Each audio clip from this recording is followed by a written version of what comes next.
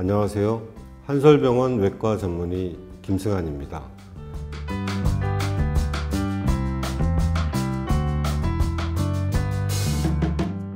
하지 정맥류 하면 예전에는 특별히 관심을 두지 않던 질환인데요. 하지 정맥류란 정맥 안에 혈관의 역류를 막아주는 판막이 있는데, 이 판막이 망가져서 정맥피가 역류되면서 다리에 피가 정체되게 됩니다. 이로 인해서 결국 정맥순환을 방해하게 되는 질환입니다. 최근 들어 정맥류에 대한 정보도 풍부해지고 이에 대한 관심도 많아지고 있는 것 같습니다. 그래서 오늘은 하지 정맥류에 대해서 얼마나 제대로 알고 있는지 간단한 OX 퀴즈로 알아보겠습니다. 정답은 X입니다.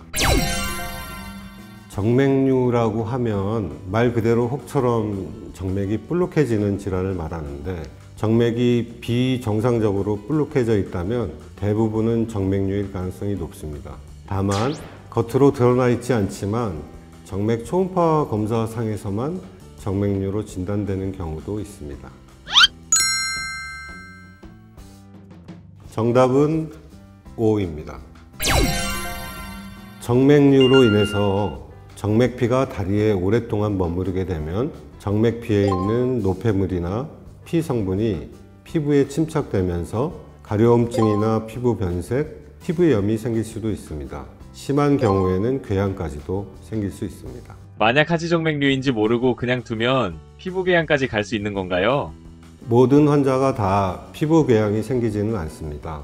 개개인별로 다를 수 있지만 대개 피부 궤양이 생기는 경우는 드뭅니다. 정맥류의 모든 환자가 피부 질환이 오지는 않지만 이미 피부 질환이 있는 환자의 경우에 있어서는 오래 방치할수록 그 질환의 정도가 심해질 수는 있겠습니다. 정답은 X입니다. 물론 대부분의 정맥류 환자는 유관적 진찰로 진단이 가능하지만 일부에서는 정맥 초음파 검사상에서만 정맥류 진단이 가능한 경우가 있습니다. 따라서 정맥류 증상이 있는 경우에는 우선 정맥 초음파 검사를 받아보시는 게 좋을 것 같습니다. 정답은 X입니다. 하지 정맥류의 원인 중에서 제일 중요한 원인 중에 하나가 선천적 요인입니다. 다른 질환에 비해 유전적 영향이 많은 질환 중에 하나입니다. 부모님 중에 한 분이 정맥류가 있다면 자녀에서 20~30% 위험도가 높아지는 것으로 보고되고 있습니다.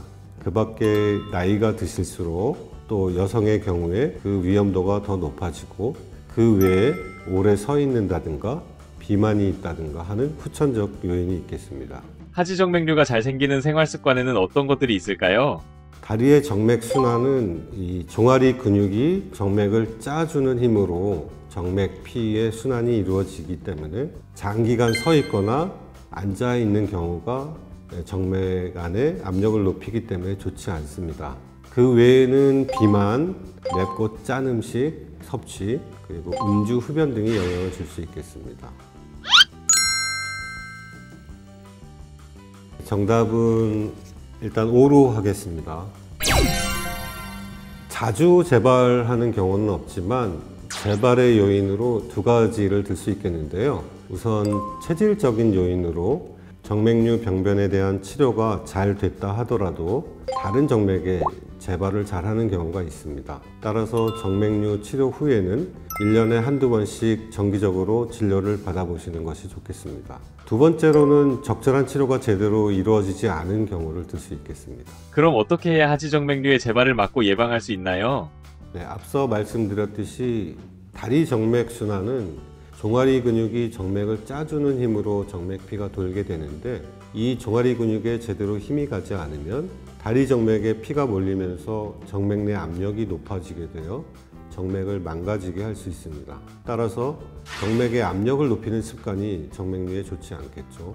이를테면 오래 앉아 있거나 오래 서 있는 경우가 안 좋습니다. 사정상 오래 앉아 있거나 서 있어야 하는 경우라면 중간중간에 다리의 스트레칭이나 걸음을 걸어주는 것이 도움이 되겠습니다. 정맥순환에 종아리 근육이 중요하기 때문에 이 종아리 근육을 강화시키는 운동이 도움이 됩니다. 특히 운동 중에서는 걷기 운동이나 자전거, 수영이 제일 좋습니다. 오늘은 하지정맥류의 원인과 증상, 진단법과 예방법에 대해서 알아봤는데요. 그렇다면 치료는 어떻게 하는지 궁금하시죠? 하지정맥류의 여러 가지 치료법에 대해서는 다음 영상에서 자세히 알려드리도록 하겠습니다. 감사합니다.